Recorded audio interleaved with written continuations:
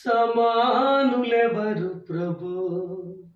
ఈ సంవత్సరం అంతా కాపాడిన దేవా, నువ్వు ఎంత గొప్పవాడు అని ఈరోజు మేము స్తుతించబోతున్నాం. ఎందుకంటే 2024 చివరి వరకు దేవుడు భద్రంగా తీసుకొచ్చున్నాడు.